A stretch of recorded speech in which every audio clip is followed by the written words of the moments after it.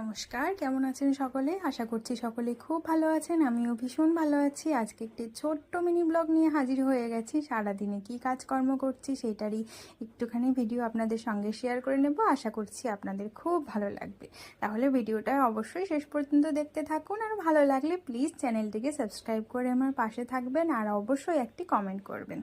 প্রথমে ঘরটাকে ভালোভাবে গুছিয়ে নিলাম, তারপরে ঘরে চাদরটাও তুলে নিয়ে ভিজিয়ে রাখলাম, আর যেগুলো ধোয়া ছিল সেইগুলোকে তুলে নিয়ে আসলাম ছাদ থেকে। তারপর জল ভরে নিলাম, এরপর আর নিচে কিছু জামা কাপড় ছিল সেইগুলোকেও তুলে রাখলাম।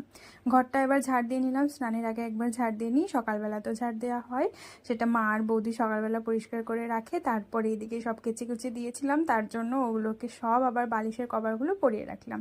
সুন্দর করে ঘর ঝাড় দিয়ে এবার এই ঘরে যে চাদরটা ছিল সেটাও ভালো করে গুছিয়ে রেখে দিলাম, কারণ অন্য একটা চাদর পাতা হয়েছে। এইভাবে করে সব কাজগুলোকে গুছিয়ে নিচ্ছিলাম।